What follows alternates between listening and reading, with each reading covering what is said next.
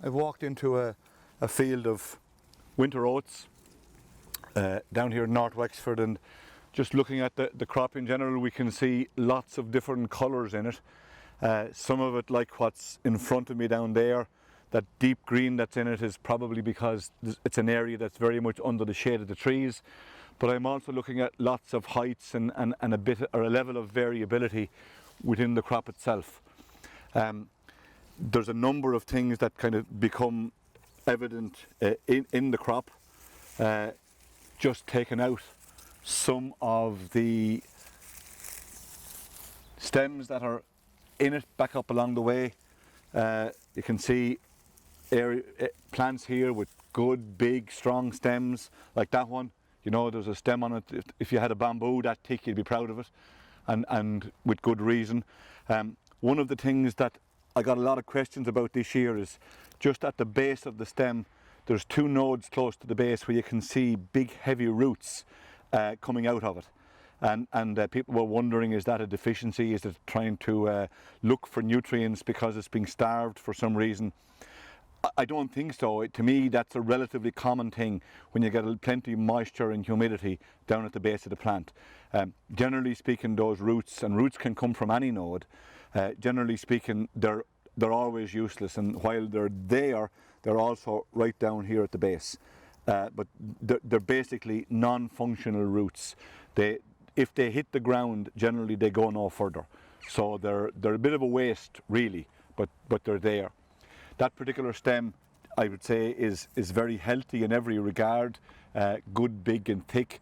The leaves are kind of typical of what you're going to get on an oat plant as it begins to mature.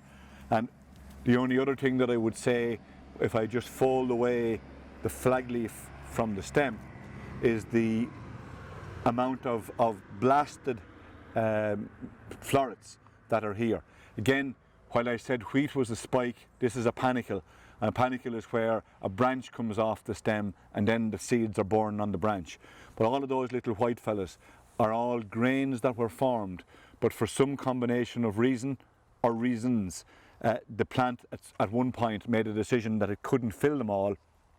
So basically it aborted a proportion of them. And that's what those little white things are.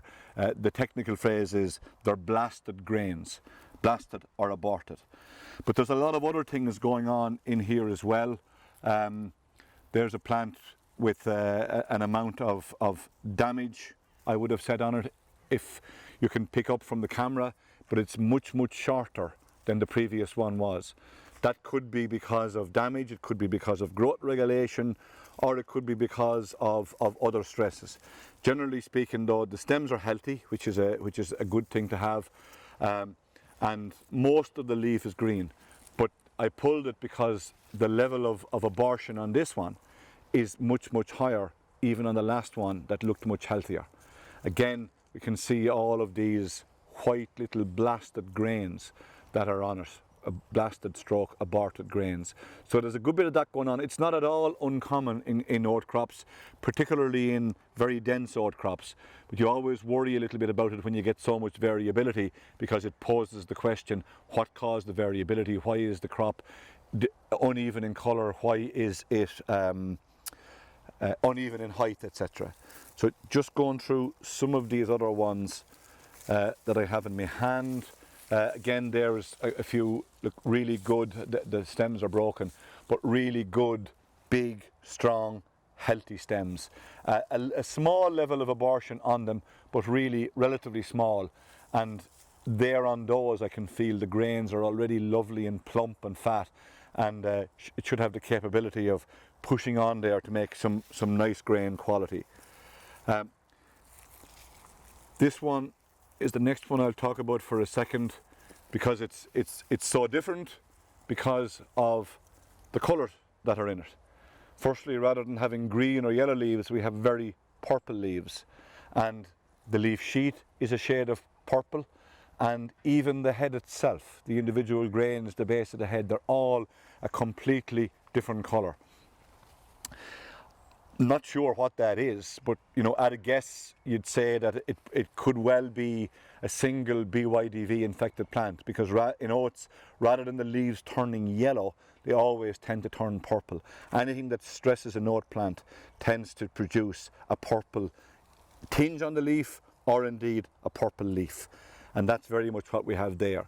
The only thing that says that I could be wrong is the fact that the head still looks healthy, but in terms of the number of grains per head, that is a much less productive head than the last one that I dropped, where I could feel the grains and feel the plumpness in them. Like the last grains that I showed were still active and green and filling. These ones, because the outer husk is now ripening, basically, you kind of say that there's really not going to be an awful lot more grain fill in this. Then you kind of keep looking around and you start finding plants that look like this. So that's infinitely shorter than any of the ones that we had previously.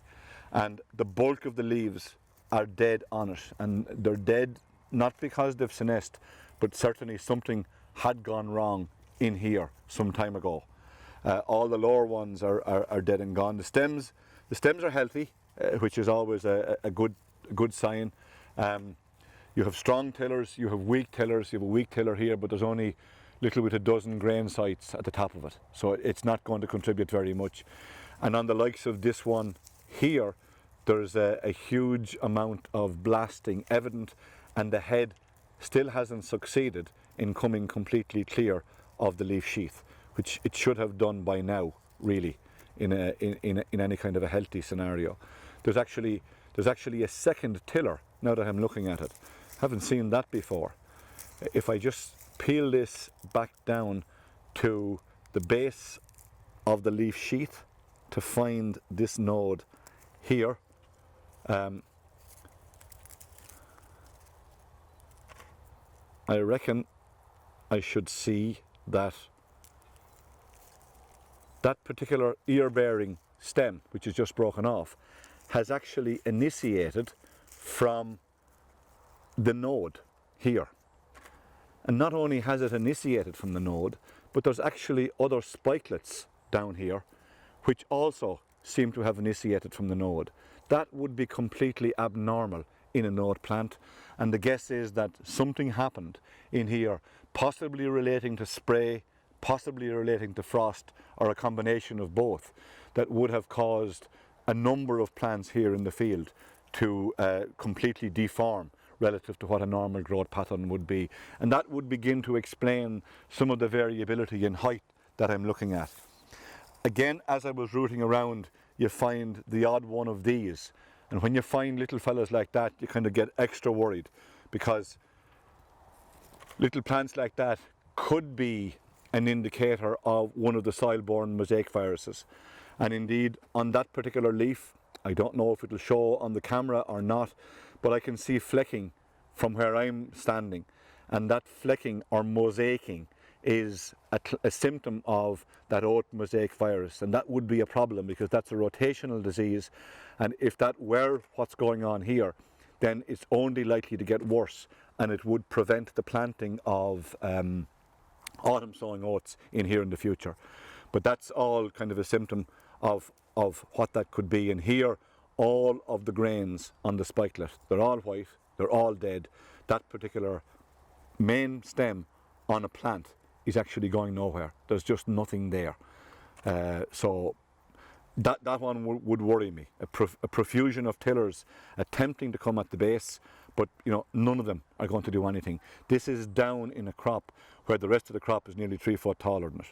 So something undesirable certainly going on there. And again, as you keep walking and looking, find relatively similar situation here with all of these very, very late, weak tillers coming. None of them are going to be of any consequence to the yield of this crop. But why I pulled this stem is for this particular tiller here. There's one of a couple of different things going on. We can see at this distance that it's completely dead, and that was a main stem once upon a time. And as I begin to peel back the leaf sheets, I just don't know what exactly I'm going to find here, but I do know what I'm looking for. And as I begin to flake them away, the base of the stem seems to be okay. A bit here in the middle would appear to have quite a lot of something in there, and I'm not 100% sure what the something is.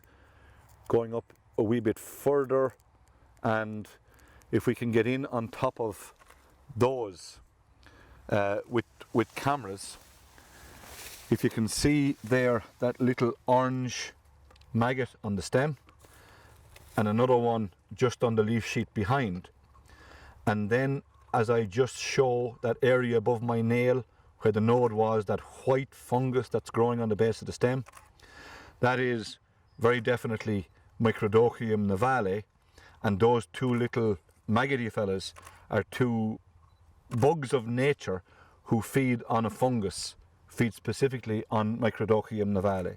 So there's the little fella there, so he's feasting, but the presence of the fungus is either the cause of the death of the stem, but I would say the consequence of the death of the stem is a better guess.